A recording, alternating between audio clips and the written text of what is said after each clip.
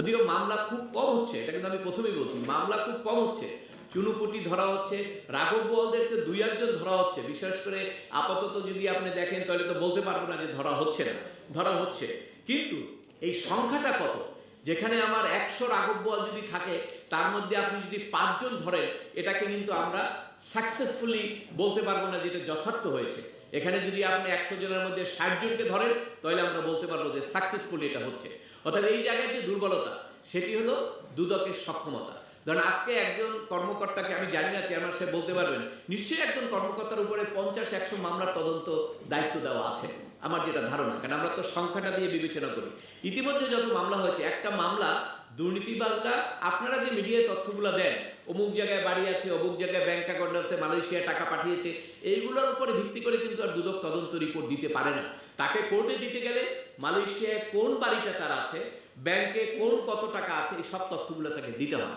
এবং সেটি দিতে গেলে তাকে যে এফোর্ট দিতে হয়, তাকে যেগুলো খুঁজে বের করতে হয়, সেটি কিন্তু অনেক সময়ের দরকার হয়। এবং এই অনেক সময় দরকার হলেও ওই কর্মকর্তার উপরে সকালে একটা মামলার তদন্তের ভার থাকে, বিকালে আবার একটা ভার দেওয়া হয়, আবার পরের দিন আর একটা মামলার তদন্তের ভার দেওয়া হয়। তাহলে কি দাঁড়াবে?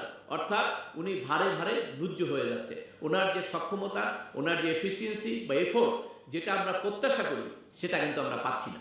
এক্ষেত্রে ব্যত্যয় হলো এই যে দুদকের সক্ষমতা বৃদ্ধি বা এটাকে আরো অনেক বর্তমান প্রেক্ষাপট অনুসারে আরো বড় আকারে তৈরি করা, এ ব্যাপারে কিন্তু আমি যতটুকু জানি ততটা কোনো কার্যকরী পদক্ষেপ হচ্ছে না। তবে হ্যাঁ, আগের কমিশনের চেয়ে এই কমিশনের লোকবল হয়তো বৃদ্ধি পেয়েছেন, ওনারা অর্গানোগ্রাম বৃদ্ধি করেছেন, কিন্তু এটি যথেষ্ট নয়। এটাই আপনার যেভাবে দুর্নীতি বাড়ছে এবং যেভাবে আপনার প্রভাবশালীরা পিছনে থেকে দুর্নীতি করছেন, এগুলো খুঁজে বের করার জন্য চৌকুশ কর্মকর্তা দরকার, সৎ সাহসী কর্মকর্তা দরকার। কারণ আপনি জানেন, অনেকেই দেখেছেন আপনি, যে অনেক সংসদ সদস্য বা অনেক প্রভাবশালী জেলা লেভেলে তারা আপনার ডিসিদেরকেও কিন্তু আপনার ভয়ভীতি দেখায় এবং পাত্তা দেয় না, এবং ডিসিরা মুভ করতে পারে না, এরকম ঘটনা আমাদের জানা আছে। এবং অনেক জেলা আছে, অনেক উপজেলা আছে, সে জায়গায় তো একদম একনায়কতন্ত্র শাসন চলে। আপনি বলতে পারবেন না যে ওই এলাকার ওই এমপি সাহেব, ওই মন্ত্রী সাহেব যা বলবে, ওর বাইরে অফিসার ইনচার্জ, ইওনো, জেলা প্রশাসক, কারো কোনো সাধ্য নাই কোনো কিছু করার। তবে এটা ব্যতিক্রম আছে, অনেক অনেক জেলায় সেটা ব্যতিক্রম আছে, আমি বলবো না যে সব জেলায়।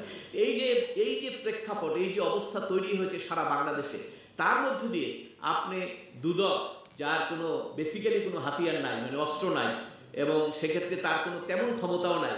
ডিবি যেমন তদন্তে নিলে এক আসামিকে গ্রেপ্তার করে তাকে একটা পদ্ধতির মাধ্যমে তার স্বীকারোক্তি আদায় করে, দুদকের তো সেটা নাই।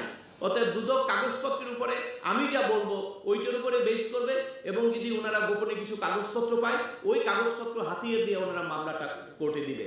কিন্তু এখানে কিন্তু প্রকৃত সত্য, প্রকৃত যে ঘটনা, সেটা আসামির কাছ থেকে দুদক বের করতে পারে না। এই আইনগত ভিত্তিটা দুদকের নাই, কিন্তু এই আইনগত ভিত্তিটা কিন্তু করা প্রয়োজন। এছাড়া কিন্তু আমরা এই তদন্তের ক্ষেত্রে তেমন একটা সাকসেস আমরা পাবো।